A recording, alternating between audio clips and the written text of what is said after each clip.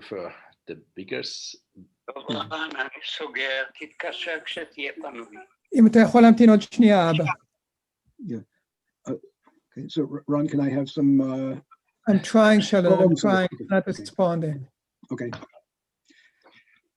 I'm not sure how to do this. My computer is not responding. Albrecht, maybe the bigger. Here, make co-host. Bigger one is better. If you click it, there you go. I mean, in the other way, you can. Is that good now? See, probably just more, but let's. I can also put, of course, this thing in the Dropbox, but I haven't done it yet, or in the end of the talk. You can, if you want, send it to the group chat. How do I do this? I think that's okay. Okay, at this point, Albert should be the host and Sheldon should be the co-host. Really? I have to export it in PDF, and maybe that's a little bit. At the end, maybe. Yeah, make it at the end. Okay. So are you, Albert, are you ready to begin? Yeah, I'm very happy to. Good. Okay. Well, let me introduce you. It's my pleasure to introduce Albrecht Klemm, today's speaker.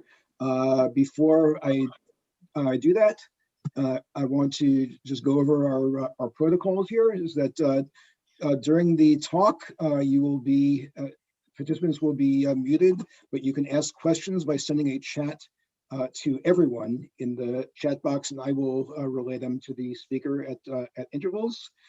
After the talk, that will be a 60-minute talk. After the talk, there will be a period for questions and answers. If you have a question, you please raise your hand. I will call on you, and you can unmute yourself and ask your question. So without further ado, let's introduce Albrecht Klemm, whose talk is on Calabi-Yau modularity and Feynman graphs. Okay, so thank you very much, Sheldon, for inviting me to this colloquium or seminar, and the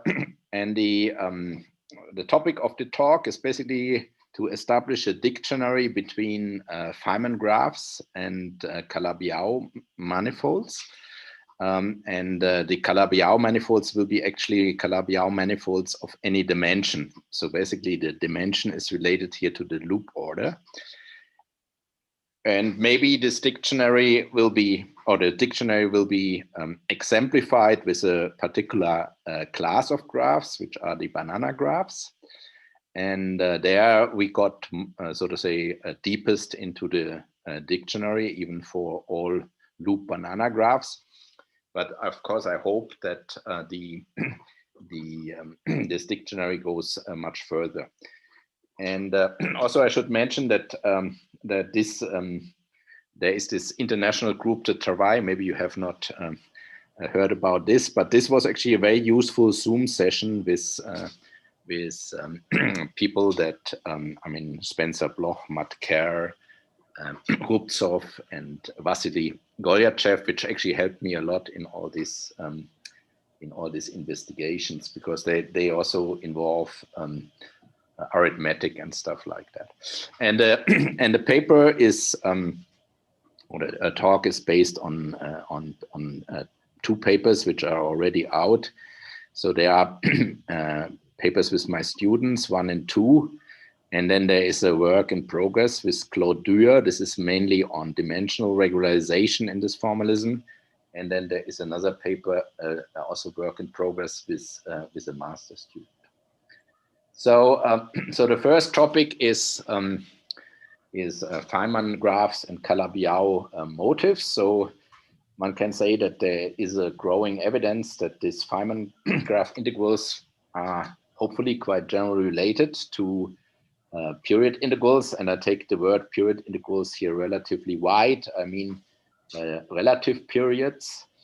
And these are, of course, related to moduli dependent pairings between part of the maybe relative cohomology that I denoted with HVF and the relative homology. And also we allow that the Calabi-Yau is maybe degenerated, and then we have to consider variation of mixed Hodge structure. Or it is also useful to think about this whole thing in terms of Galois representations, and then if we want to stress this point, we talk about Calabi-Yau motifs. And it is sort of, in the example I will present, this is all related to the word of Calabi-Yau, and but maybe this is not the final word on this topic. It could be also the other algebraic varieties are important. So anyway, I mean, the evidence is also growing that Calabi-Yau motifs play an important role, and there is, so to say, a preliminary dictionary that I want to give you, which sort of help to understand the talk, and then later we can maybe come back to this dictionary and see what points we have seen in the example, what points could be more generally true, and so on. So generally, if you have this Calabi-Yau, which I call W, then this is a family over its complex moduli space, a Calabi-Yau family. And these physical parameters of the Feynman graph are the external momenta and masses, and they are related to the complex moduli of this Calabi-Yau. And then, as I said, I mean, we believe that the dimension of W is related to the loop order of the Feynman graphs, at least if you have two loop Feynman graphs, they seem all related to elliptic functions, elliptic d-logarithm, and so on. So that makes a lot of sense.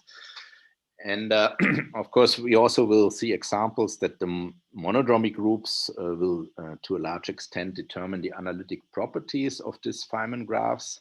I mean, things like the optical theorem and so on seems to come from special monodromies.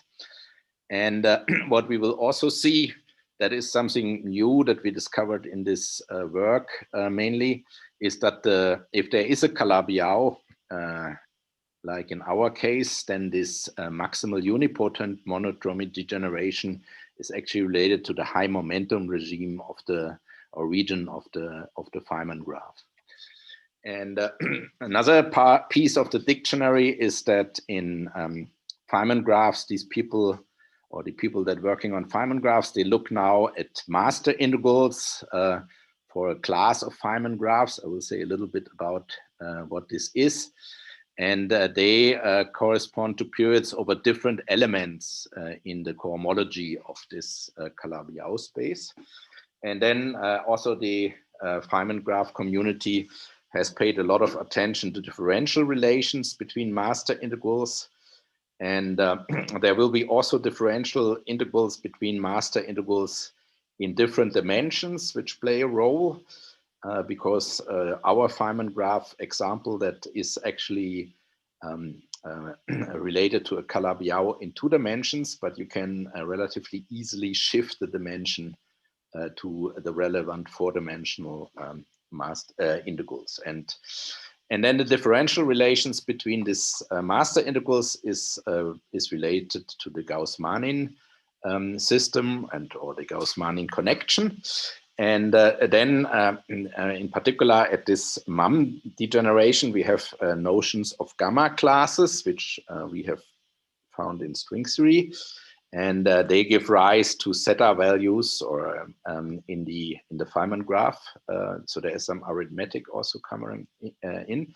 And even more arithmetic, which maybe I commented very shortly at the end, is at points in the Calabi-Yau where the Husserl zeta function factorizes, we have certain special arithmetic values of the Feynman integral.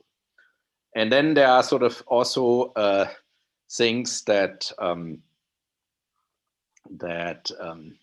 a little bit more open. I mean, for instance, this integrality of instantons that is related to the Feynman graph integrals. One understands this for low loops. So here, this integrality structure for L equal 2, this is elliptic functions, but then for higher loops, one doesn't understand it so well. And then there is also there are also things where the question mark is on the other side. So for instance, this dimensional regularization, of course, you fix typical dimension d naught, and then you perturb from this dimension by a parameter epsilon. This is it's not so clear what this means on the Calabi-Yau side, but this is, these are all interesting questions. And I believe there will be many, many more points which have to be clarified in the structures on both sides. So the aim of this talk is mainly to show some of these exciting relations for a simple infinite family of higher loop diagrams. And they are known as the banana Feynman integrals. And the Feynman integral looks very simple. So it has one external momentum, and then it has loop order L, and it has therefore L plus 1 propagators, since it has only 2 vertices. And so the this is the topology of this Feynman graph that we are looking at in most of the talk. We also look at the associate master integrals to this Feynman graph.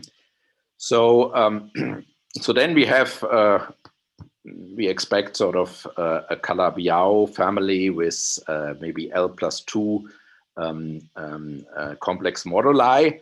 But as a matter of fact, there is an overall scale in this Feynman diagram which doesn't play a role. So these are projective. We can choose projective coordinates and actually go get away with L plus 1 parameters. So now I say a little bit about general Feynman graph evaluation, and this also shows that even though this diagrammatic is maybe mostly interesting for seeing general things about higher loop integrals, what class of functions appear and so on, it is actually relevant also for real processes, and in particular for the decay of the Higgs in 3-loop order. And the reason that this is true is simply if you, for instance, look at a Feynman integral where some of the propagators are very heavy, you can contract it to such a configuration. And that happens actually in some of these Higgs decay channels where in the loop there are top quarks. And then you need really this topology. So if you have, let's say, this general Feynman graph, then you know that if it has, as in this case, 4 propagators, then there is a momentum conservation, and at the end you are ending up with doing 1 loop integral, and this integral in 4 dimensions is generally divergent, so it needs dimensional regularization. And for this reason, one perturbs the dimension here with an epsilon, so this 2 is conventional, and we get a structure that we now integrate formally over a non-integral value of the dimensions, and then we have here some factors, so it's good to subtract the Euler-Mascheroni constant here, and then you have the propagators, and the momentum over which you integrate are somehow hidden in these propagators. And the master integrals are basically obtained by raising these propagators to some power, which is a positive number. So in the banana graph, we have, first of all this nu e, this power here equal 1. But if you change this, this power, you get actually different master integrals, and that corresponds, you can see this, can think that it corresponds to taking derivative with some of these masses, then you raise the power, and that also leads to different cohomology elements when you think of this in terms of Calabi-Yau manifold. Now there are many representations of Feynman graphs. I only choose one here. There's also Bykov and semantic representation. But after doing all the, I mean, this gymnastic with the, let's say, it could be actually spinor diagrams, but you reduce it all to scalar graphs. And then you see, you get the following general form for this Feynman integral. So this is that you have here what is called the graph polynomials. There is a graph polynomials in the numerator, and that depends just on this auxiliary variable x. And then there is a graph polynomial in the denominator, and that depends, as I said, also on the external momenta, it could be many, and the masses that there are.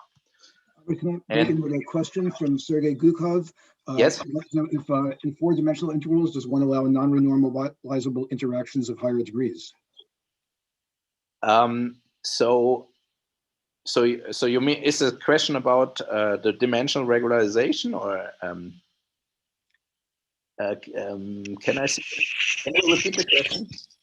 Or maybe yeah, I just unmuted myself, so maybe I can ask: do you impose a bound on power or degree of the vertex, valency of the vertices? No, I mean right now this particular expression is very general, but as I said, I use a diagram which is not really realistic, because you make more and more valences at this vertex, and that is, so to say, a toy family of diagrams which whose purpose is mainly to see what kind of functions classes appear in higher loop order.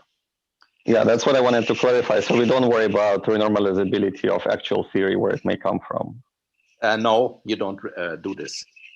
So basically, you consider, so to say, what kind of, I mean, the main question or the guiding question is what kind of function can appear in L-loop Feynman graphs.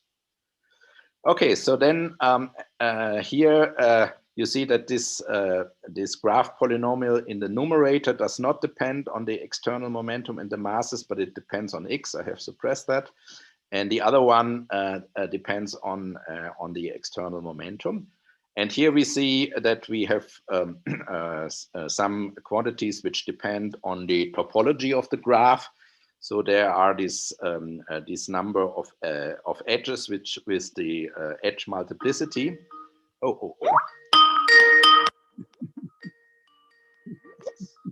Problem.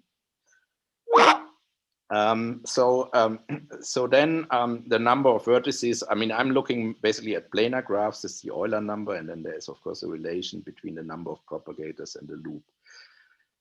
But coming back to this general expression, so in this expression there is an integration domain, which is basically a domain in Pn+1, where n is the number of edges or propagators. And then you have a funny real domain in that. So these are real parameters and they are bigger than 0. But this whole thing is in projective Pn-1. And then also the measure is the top form on Pn-1. Again, this is relatively general. But this doesn't mean that you can deal with this expression, because often this graph polynomials lead to a highly singular variety, and that will also be the case here. But there is, so to say, a general observation from Gelfand, Kapranov, and Selevinsky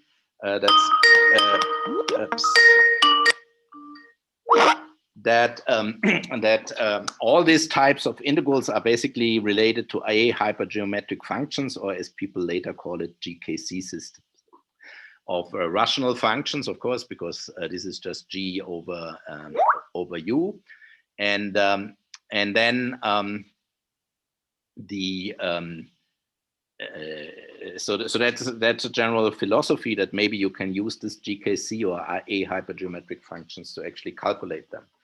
So now I come to the family of banana graphs. So then these combinatorial factors actually become L plus, I mean, because of the simple graph topology, they become rather simple, just given in terms of the loop order and the dimension. And also I can make this graph polynomials explicitly. So here you see that this graph polynomial in the numerator does not depend on the momentum, which are actually this rescaled variable t and this size, and while the denominator does depend on the momentum. You also see immediately that something special happens, of course, if d is equal to, because then this numerator, this exponent vanishes, and this exponent becomes 1. And that is actually the reason that that is canonical to evaluate the banana graphs in 2 dimensions. But as I said later on, there are shifts relations which relate this to 4-dimensional integrals.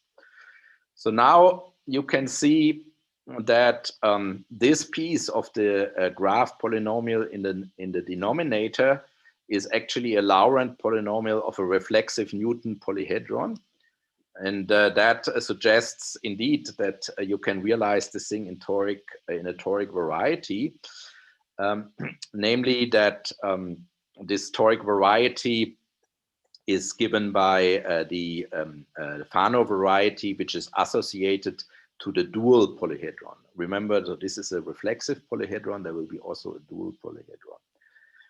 And another observation, as I said, basically, since the denominator is just one polynomial, we get a classical hypersurface in a projective space.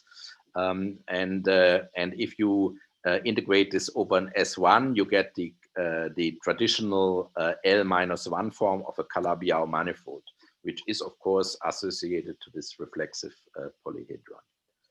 And this Calabi-Yau manifold is of dimension L-1, so I call this W. And Baterev's construction of for these pairs of reflexive polyhedra, which I call delta L, which is the Newton polyhedron to this polynomial we started with, and then you can construct a dual because it's reflexive, gives actually rise to a mirror pair, and the ones that has this physical parameters in it is defined by dVW, and the mirror is also defined. So let me give you a couple of examples. So for one loop, this reflexive polytope just looks like that and is related actually to a rational function. And then for two loop, the reflexive polyhedron looks like that. And if you know toric geometry, you know that this is related to an elliptic curve, which actually whose differential has a 3 residuum of, I mean, this is a differential of third degree, and it has some residua which are given by this mass parameter. And then if you go to the 3-loop graph, then you will find a polyhedron which corresponds actually to a K3 surface.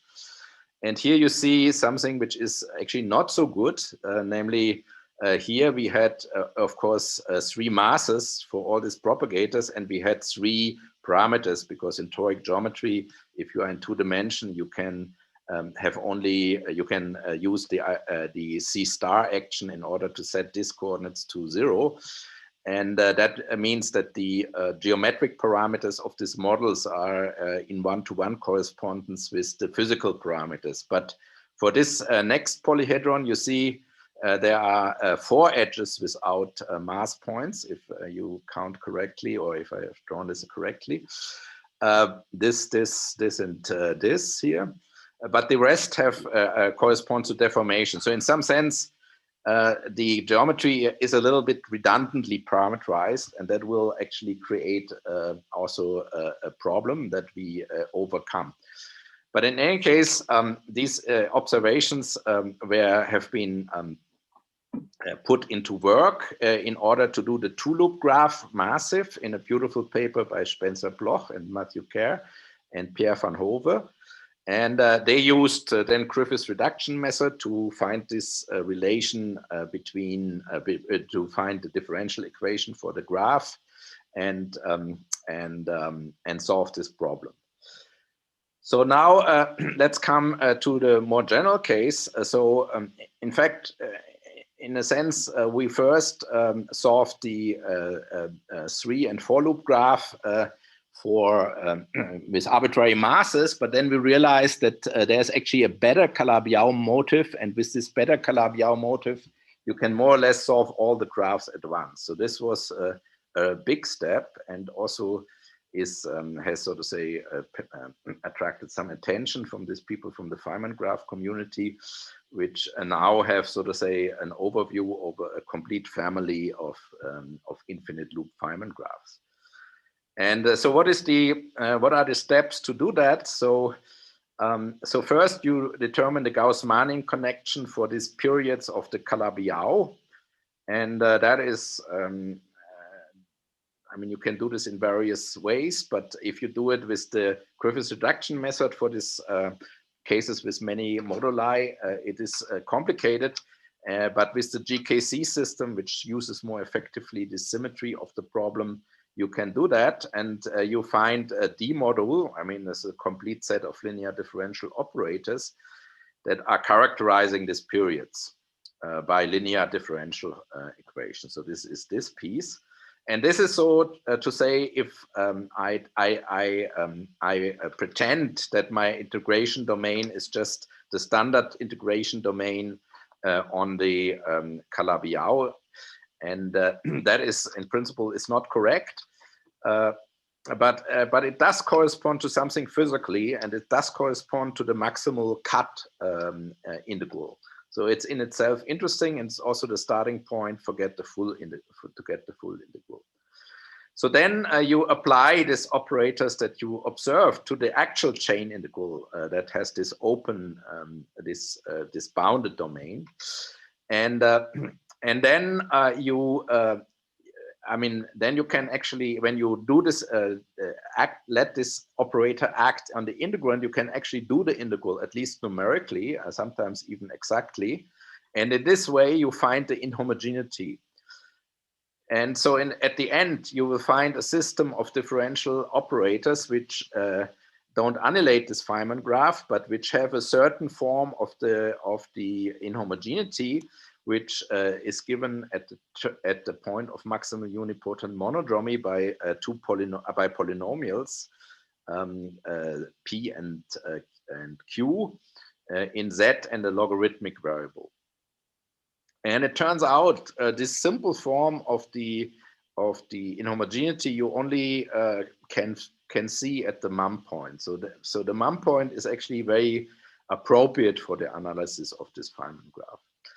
And then, of course, you have differential equations. So you can basically characterize now your Feynman graph by differential equations. I mean, these are many differential equations. But in order to find the actual basis of solution that corresponds to the Feynman graph, you have to linear combine the solutions appropriately. And essentially, the people that dealing with Feynman graphs, they want to have a convergent expansion everywhere in the moduli space. That means they want to have a local basis, and they want to know these coefficients that the Feynman graph is in the local basis. So, so that is the thing that that we actually solved for this banana graph, and the trick to solve that was that at the large radius limit, we can use the gamma class for this Feynman graph, and it's actually a beautiful gamma class. And by this, we can get these coefficients, and they will turn out to be sort of coefficients with zeta values that you can calculate. So, so actually, this gamma class, we first guessed it, but then Iritani was actually checking or proving that this is the right gamma class for this type of integral. So that is nice, and it's actually good because you see in the large momentum regime you get something that tells you something essential about the geometry of the Calabi-Yau you're dealing with. So this, in fact, might also help to find the Calabi-Yau, because this gamma class, of course, as we will see, that encodes a lot of topological information of the Calabi-Yau. So as I said, this proposal, maybe that goes back even to Gelfand, Kapranov, and Selivinsky, is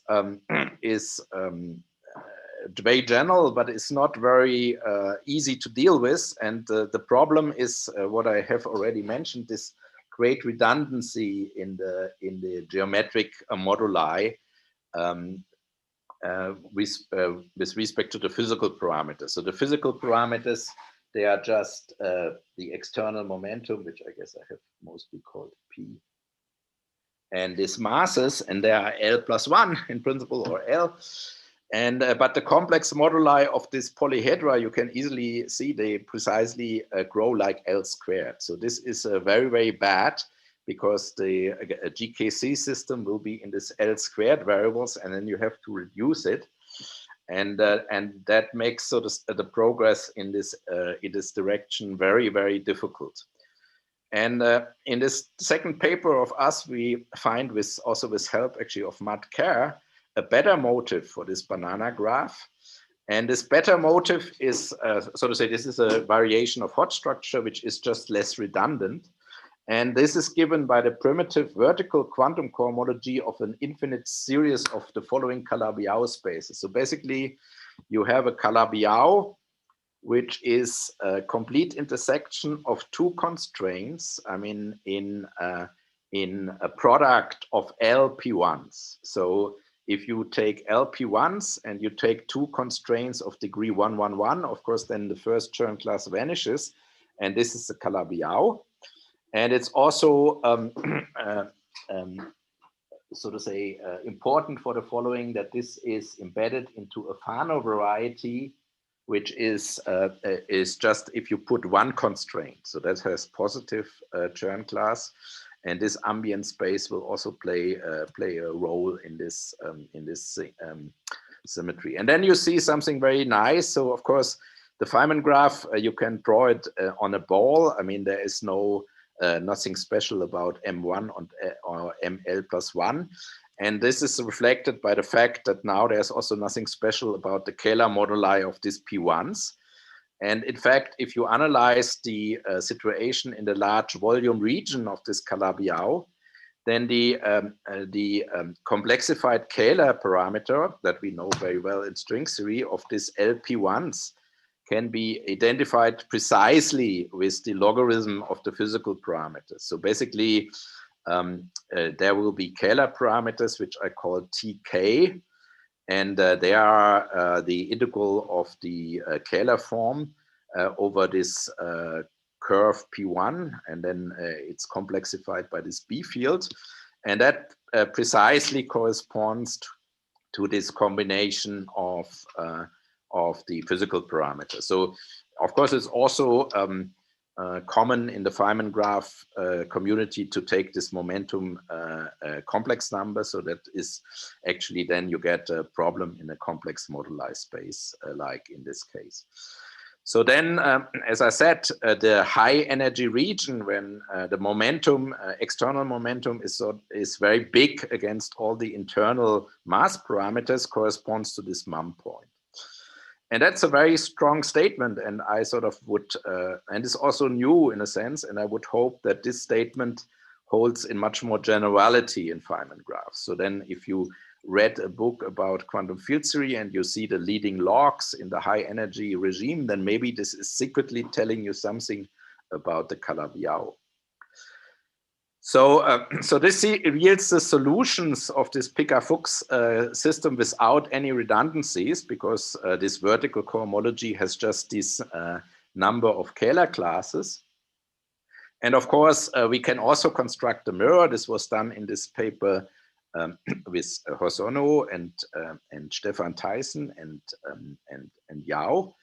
And you get actually an ahypergeometric system, which is simpler. And this simpler system is now given by this so-called L vector. So you have a vector which has k entries. Well, k is maybe a little bit, let's be concrete. It has actually two entries. I mean, if you have more intersections, you have here more. So this is the number of intersections before this semicolon. And then you have 2L plus 1 entries after the semicolon. They are balanced. That means they always add up to 0. And the entries here are integral. So that is a typical GKC system, but it's a different one than the one that you would get from this toric description that we had before. And then as was also used in this early applications of mirror symmetry, you can actually get the complete Frobenius basis by a deformation method. So you write down a form. So this here is are the large complex structure parameters. There are also many. So whenever it's underlined, I mean many. And then you have positive numbers n, and you have coefficients. And these coefficients are well, this is what is so to say meaning of generalized hypergeometric. They're basically like binomials, but I wrote them here in terms of gamma functions because the gamma functions allow to use this Frobenius method, which means that I can perturb from these integers away by this row, and then I can actually take derivatives of with respect to rho. I mean, first, for the holomorphic solution, I take no derivative and set just rho equal to 0. And then for the case order logarithmic solution, I do this, take case derivative in this rho parameters and set the rho 1 then to 0. And because of this term here, this generates, of course, logs. So then you get the case logarithmic solution. And the nice thing is, in order to stay here in the vertical cohomology, you get here solutions S, and they run to this vertical cohomology elements, and this precise combination of derivatives that you have to take are essentially or are precisely determined by the Chow ring of this mirror. So they are more or less the classical intersection numbers in this case order Chow ring that generates the primitive vertical cohomology of WL in this toric variety. And in addition, of course, one has one inhomogeneous solution. There is some ambiguity how to pick it. And this is even of higher order in the logarithm. So the logarithm, they run, as we are familiar from a Calabi-Yau L-fold, they run at the mum point from 1. I mean, there's a linear in logarithmic, which gives the mirror map, and then it runs up to L-1 logarithms. So we have a question from Greg Moore, wondering why the Calabi-Yau condition is important as opposed to identifying periods with more general varieties with various Feynman integral type expressions.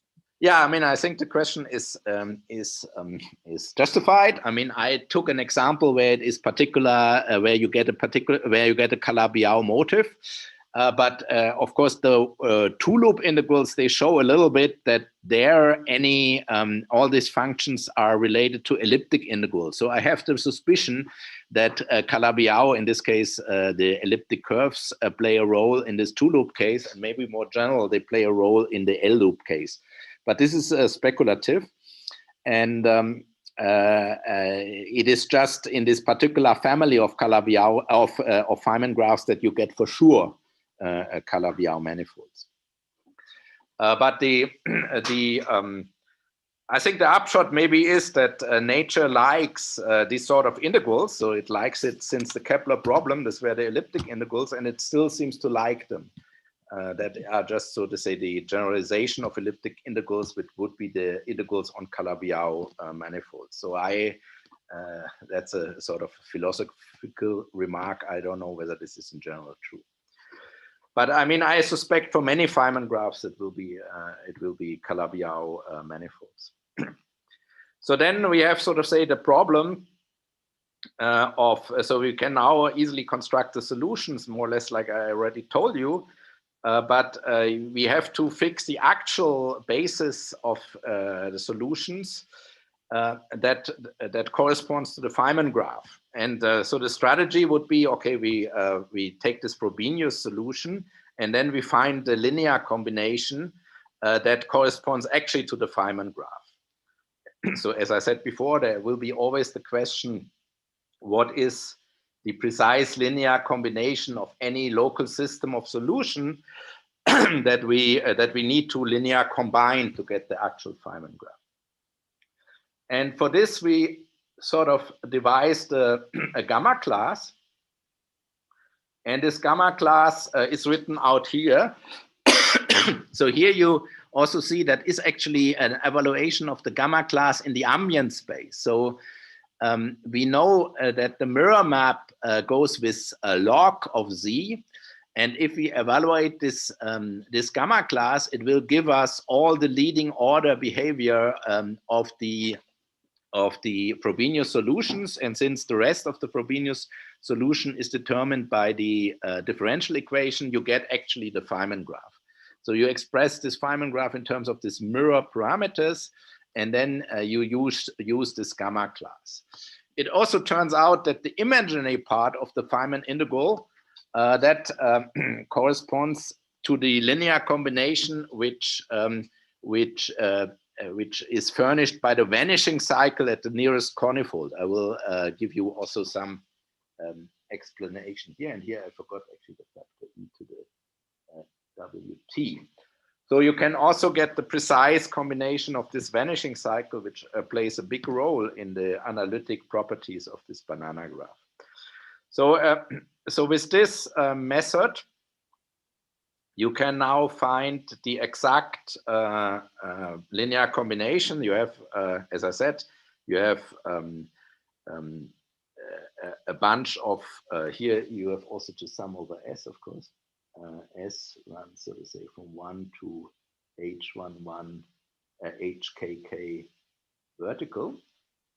So now you can find all these combinations for the solution that I constructed with the Frobenius method, and we find this now very explicit. So, for instance, if you take this lambda S and you evaluate the gamma class, then I have here a small table which goes from 2 loops over 3 loops to 4 loops, and here are in this row I sum up the lambda. So, for instance, for the holomorphic solution, there's only 1 lambda, and then for the logarithmic solution, I will find S lambda, where S goes to the number of parameters, and here I find the appropriate number of solutions in the vertical cohomology to 2, and so on. And here you see, if you expand this gamma class, you get all these zeta values, and these zeta values will tell you how to combine these Frobenius spaces into the actual solution of the Feynman graph. And you see, of course, here also characteristic numbers. So, for instance, here in the 3-loop case, as I explained, this corresponds to a case 3. You see the 24, because if you evaluate the gamma class for the case 3, then at some point you would have to integrate over the Euler number, and that gives you over the top class, that gives you the Euler number, and it gives you the thing if you look at the gamma class with a factor of zeta of 3. And then this, since it's so symmetric in these parameters, if you have a higher number of vertical cohomology elements, which here, for instance, corresponds to the log, then you get always the same. And here you get I mean, this is for the 4-loop graph. Here, the Euler number is actually related to the Euler number of this Barth-Nieto quintic, about which I will tell you a little bit more in my remarks on the arithmetic properties. So, of course, the reason that we can calculate this also simple is that that these Chern classes are very simple expression in this complete intersection. So, if you want to evaluate the gamma class then of a sheaf, let's say, then you get first you get these Chern characters, and from the Chern characters you can go to the Chern classes. But these Chern classes for this complete intersection by the adjunction formulas, they are just symmetric polynomials in all of these hyperplane classes of the P1s. And this is because this problem is so terribly symmetric. And also the showering elements are very, very symmetric. So you get a very easy basis of solution, which is now completely fixed. So let me sort of start here with a couple of remarks. So the topological data, as we have seen, of the underlying Calabi-Yau model, they appear in these leading logarithms of the high energy limit of the Feynman graph. So that's, as I said, is quite nice, because you can often get this high energy limit, let's say by Barnes integral representation, and you can extract then these topological numbers, and then you can I mean, since Calabi-Yau, for instance, 3-folds are classified by the data of CTC wall, which are exactly this intersection numbers, and the Chern class evaluations. You have a sort of you get, so to say, the phone number of the Calabi-Yau, if there is one. And also, the second remark is that this gives the full analytic structure of this family of L-loop integrals. And I should say that this is not, I mean, part of this analytic structure actually has been investigated. This is a 30-year-old story. And in the low energy limit, the people have done actually quite very interesting analysis. Namely, in the low energy limit, you can write the banana graph, Feynman graph in terms of Bessel functions. And these Bessel functions, they are, so here are two sorts of Bessel functions. And it is pretty explicit, only you have to do one integral numerically. So that is a disadvantage, but in principle, it's a very useful expression. One of the problems of this expression is, of course, that it converges only if this argument of the Bessel function is so that this translates the fact that this momentum has to be small against the mass parameters, so it converges, so to say, in the opposite region of what we have achieved. But anyway, I want to say a little bit about the analytic structure of this guy. So let's say all the mk to the overall scale, that means the sigma k are 1. That means that these pieces here disappear in this Bessel function. And then you get the following integral structure. I mean, we can also do this for the massive Feynman graph, but maybe it's easier to understand the idea here. So here we have then the low momentum regime, where this Bessel function integral works nicely. So this goes up to the to this conifold, which is at t equal L plus 1. So this is if these guys are all 1. That is the radius of convergence, and then you can, and not even the integrand of this expression makes sense, and you can of course not integrate it. But then in the large radius limit, we have sort of now the full answer in terms of this Frobenius space. So that is some quite significant analytic progress in analyzing Feynman graphs of this simple type.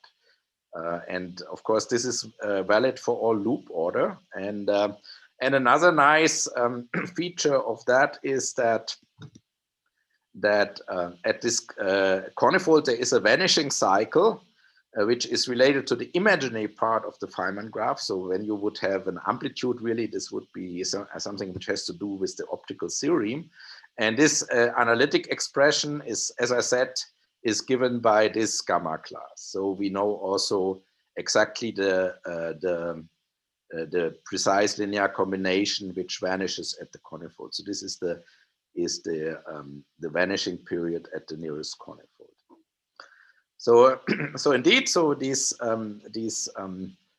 mapping this problem to Calabi-Yau manifolds and mirror symmetry has actually brought a lot in this particular case, which the people have not done in the Feynman graph community. And so this is quite nice. So then I want to make another remark. So we had calculated this in d equal 2. So how is this relevant to four-dimensional quantum field theory? So there's a general fact which is quite nice and beautiful. So there's a difference relation which actually maps expression in the dimension by plus or minus 2. And this different relation can be enjoyed if you know all the master integrals. And I can give you the reason why this is so. So here is, for instance, an expression for the 3-loop banana graph. So here you see this guy in, let's say, d minus 2, let's say 2 dimensions, and here you see it in 4 dimensions. And what happens is that there is a difference relation here, and this different relation also involves derivative with respect to z. So in other words, it involves the other master integrals. And then in this way, you can actually get from the epsilon expansion in 2 dimensions to the epsilon expansion in 4 dimensions, and that makes this calculation relevant for the 4-dimensional case. So it's also quite remarkable that this is much more general. So basically, the differential that is on this side is determined by this U polynomial. So you can essentially read it off by the U polynomial in this Feynman graph parameterization. And but you need, in general, you need the full set of these master integrals. But these master integrals are, I don't think they are so complicated, because they are all related to the Chow-ring of this Calabi-Yau, and that is the thing that we are currently investigating. Namely, we are trying to get now the epsilon,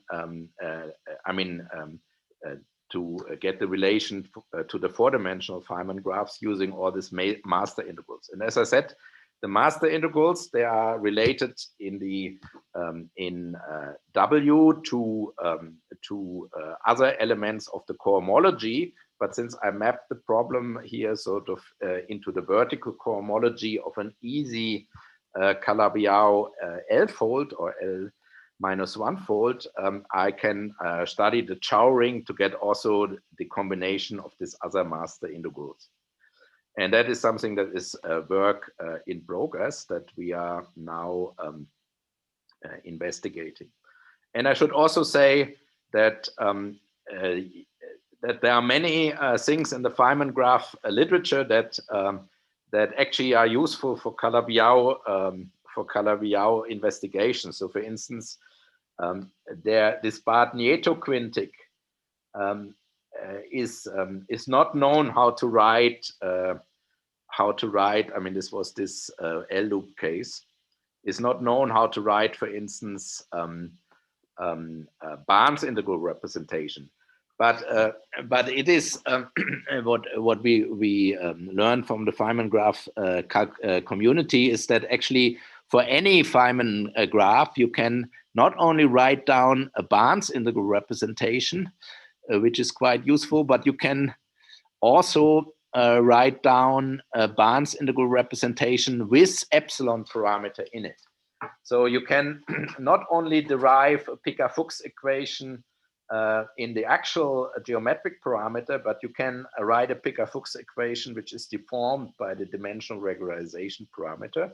And that is why I have this question mark on the Calabi-Yau side, what this actually means, this in the Calabi-Yau world. So then I wanted to come a little bit about to this arithmetic or modular properties of the Calabi-Yau. And here's something that, so of course, we have this large radius expansion of the Feynman integral, and then there's also an instanton expansion, which you can look at. And this instanton expansion will tell you some thing about the modular properties of the Feynman graph. So I give you a very easy example that I just looked at with the master student. So this is for the 3-loop graph. So you have this gamma class terms or classical terms, and then we expand this in terms of Lie 3, and we do this in terms of Lie 3 because what is relevant here is actually the integral in the Fano variety, which is 3-dimensional. And so that's why we suggested that there is this multi-covering formula. And if you do that, you find indeed that this NK have a nice periodicity. So there is, so to say, a couple of numbers that appear, 48, 36, and so on. But after 12, it actually becomes periodic. And now you know, of course, that Lie 3 is related to E2. So if you take the third derivative of E3, then you will find Eisenstein series E4. And this Eisenstein series, they come with the argument up to Q to the 12. And so it's easily seen that this is actually a modular form of the group gamma naught 12. So that is some, so to say, the tip of the iceberg, because of course we don't know what the inequality for Calabi-Yau threefolds and Calabi-Yau n-folds that there is at least at genus 0 actually does mean for the Feynman graph. But one should also notice, maybe this is a slight remark that I can make in this picture. So if you see this picture here, then you can of course look at different values of L. So that means you let some of these masses go to infinity, and then you get to a lower dimensional Calabi-Yau. And for instance, if you let all the masses except for the one that leaves a two-loop graph open to 0, then you get a VL1, which has then you get an elliptic curve which has 3 P1s, and you see that these Calabi-Yaus are fibered over each other. So you have a nested vibration structure. So basically you have in the first case you have an elliptic curve, but then in the case 3 is elliptically fibered. The Calabi-Yau threefold is case 3 fibered and elliptically fibered, and it is actually that in L+1 different ways. So there is a lot of I mean, if you have an insight of what this is on the case 3, you have also a partial insight in what it is on the Calabi-Yau because of this amazing vibration structure. And then I come, so to say, at the end of the talk, maybe to some more arithmetic remarks. So let's go back to this figure for the moduli space. So this is basically P1. So this is again for the equal mass case, not to make it too complicated. And so this is P1 minus a bunch of points. And here actually the points where this thing becomes singular is just this point, and the mum point. But there are other points that you can see here. So here's the mum point. And the other points, these are t equal 1. There, the Feynman graph doesn't develop any singularity. So this is a point which is special for another reason. And this is a pure point which is pure torsion. And in fact, at this point, you can the Hasse-Weil zeta function factorizes. And you can express the Feynman graph in terms of modular periods, and that's quite interesting. And then there's another point which I here now written also. These are these 2 points, so they are, so to say, almost not in the region which is relevant. There is another attractor point at t equal minus 1,7. This is not at all relevant, but these attractor points, they are in the physical region, so they are for real momentum somehow, and they are at these are all algebraic values in which the Hasse-Weil zeta function factorizes. So for instance, at this attractor point for loop, I have to say, Candelas analyzed the Hasse-Weil zeta function. I mean, in a very nice paper with Duco van Straten and new postdoc Elmi, or he's actually currently in the Finnish army or something. And the numerator of the Hasse-Weil zeta function factorizes in this way. So here you get, I mean, normally this would be a generic polynomial of order 6 in T, but here it's after a shift, it factorizes into 2 pieces. And this AP and BP, they are in Z. And according to the Y conjectures, we have bound on the absolute values on this AP and the BP. And one finds, or rather, in this case, Candelas de la Ossa and these people have found that the AP and BP are coefficients. So they are coefficients.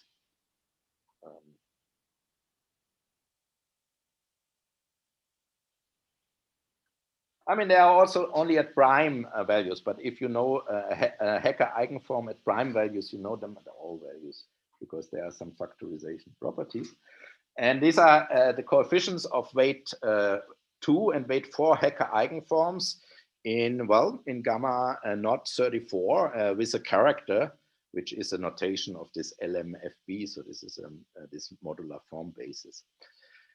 And now we have checked in this paper, I mean, more precisely, Kilian has actually checked that, that the modular periods and the modular quasi-periods determine all these maximal master integrals exactly. So let me go back maybe for the conclusions into my dictionary and see to say that what could be achieved and what are many open questions here. So, well, I mean, of course, we have a very particular family of Feynman graphs. More is possible, but generally, certainly, this is true that this is a very nice feature that you will get an algebraic variety. This is quite general by this Feynman parameterization, and it's even more obvious in the Bykov parameterization of the Feynman graph, that you get some algebraic variety in general with whose moduli are given by the physical parameters. And that's, as I said, is so to say the evidence is more or less at two loops where you get always elliptic curves. Then we have seen this MUM degeneration, that this corresponds to this high momentum region.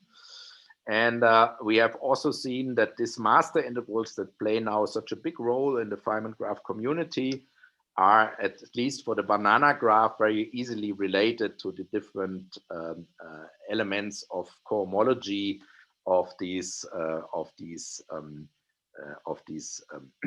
complete intersection, and in particular in this dual mirror symmetry, they're actually easy to analyze. And then we have seen that these gamma classes give rise, so to say, the Feynman graph, so to say, reveals its topology of the underlying manifold in this large volume region. And then we have made some remarks on the instantonic, the modularity and the instanton expansion and the arithmetic.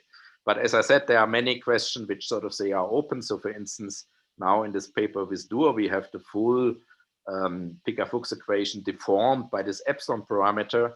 And well, we can also study the asymptotic at the MUM point. This gives probably rise to new sorts of gamma classes, but we don't know really very much what this is. So maybe to summarize, I mean, as I said, I mean, for some reason, nature likes these integrals. It likes elliptic integrals, and that was clear from the beginning. But it seems also to like these Calabi-Yau integrals in a fairly surprising way. And I think there is a long dictionary to be filled. So maybe I guess we see more of that in the future. So thank you. Thank you. Please join me in thanking Albrecht for an interesting and informative talk.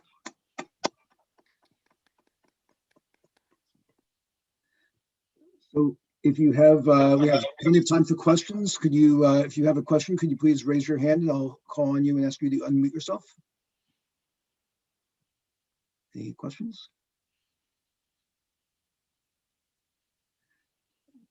So, I can ask a question. Are there any other combinations of masses where you can analytically evaluate some of these integrals with more than one parameter? Yeah, I mean, basically you can do that because you have the full Picard-Fuchs differential ideal, and you have the basis at infinity, and you have the expressions of the Feynman graph in the low energy regime by these Bessel functions, and essentially you can now find local basis and evaluate it very quickly everywhere. So, for instance, we have done that. We have provided some programs which are actually useful for the Feynman graph community to do that. So, so this goal that the people always have, know the function everywhere in the moduli space, is basically achievable also for the non-equal mass cases. Okay, thank you. Are there other questions?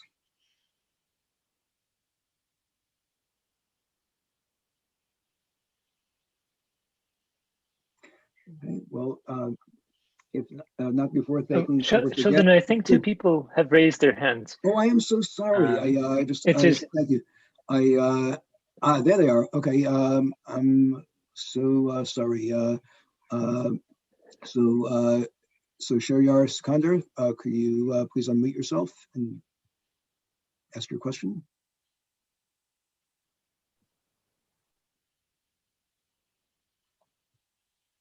Good. You seem to still be muted. Let me. It's good now. Thank you. Okay. It's well, thank you for the talk. It's a sort of a philosophical question. So you showed these amplitudes in low energy regime where you get an expression in terms of Bessel functions. Right. So for high energy, we have a very nice motivic interpretation, as you showed, as periods of Calabi-Yau varieties. Any hope of having a motivic interpretation of these low energy amplitudes? Perhaps? Well, I would say this is, so to say, one and the same thing. I mean, when you have a motivic interpretation, then you can ask the question where, so to say, the Galois group factorizes, but this is all over the modular space. So in a sense, so in your kinematic space, you have to restrict to a point where the fiber is defined over Q. And yeah, I mean, that's true. I mean, that's it's not quite over Q, but it's an algebraic extension of Q. So for instance, in this case here, this was of course not at all in the large radius limit that we have. I mean, this point here, this lies here. So this is basically very close to the Bessel regime, and here we have for the. I mean, now I would not stress very much the mirror manifold because I'm in a complex parameter of Calabi-Yau family, and here I can now do my motivic. I mean, I can do the motivic analysis. I can study the factorization of the Husserl zeta function, because this mirror is a complex family. Whose fiber is perfectly regular at this point. So I can, for instance, count points over finite fields. And the way that this is actually done here is with this Twark reduction method. So, I mean, what we basically look at the Frobenius action now. The Frobenius action t goes to t to the power p, and you can see you can reconstruct by this Twark method. Well, there is a precise basis at infinity for this Twark matrix, but by the so to say mysteries or by the properties of p-adic numbers, you can bring them everywhere in the moduli space, and this is a factorization of the Husserl zeta function, which is very, very, very far away from the large radius. So all what I'm saying is, in the mirror manifold, we have a nice family of Calabi-Yaus over its complex moduli space, and all the motivic analysis can be done in this context, and that's actually where it has been done with this expression. I see, cool. I just very quickly just tell you the motivation why I was asking is because, as you said, in a arithmetic case, well, when your fiber is arithmetic or essentially defined over some algebraic field, the periods have a very special meaning, that there are special values of the Husserl function. Yeah, exactly. That's what we are using. So basically, we are expressing the Feynman integrals now by. I mean, we know, of course, these forms. This is a finite space. Yeah. And we also know the meromorphic forms. I mean, this is for the periods we need to know the holomorphic forms, but for the quasi-periods we have to know the meromorphic forms. Yeah. And we have done this analysis, and this basically gives you very interesting arithmetic numbers for these maximal cut master integrals. Okay, thank you. But still, the thing would be, so I mean, this is all the lean story, and sort of these special values of Husserl functions, which should be periods, are sort of better understood, their critical values, but the special values are outside of this critical regime. And there's some conjectures of valence on these special values. So somehow my hope was that the low energy amplitude is showing up as a special value of the Hasse-Weyl function at, I mean, a special value. I mean, as I said, at t=1, you get also a factorization of the Hasse-Weyl zeta function. Yeah. That would be related then. I mean, there is a long table in our paper. This works actually for all loops, and there you get. But this table is partly known. I mean, because the people have studied these point intensively, and then you get actually other Hecke eigenforms of other congruent subgroup of SL2Z. I see. Great, thank you. So I should look at the paper. Thank you. We have a question from Marian Leitner. Could you unmute yourself, please?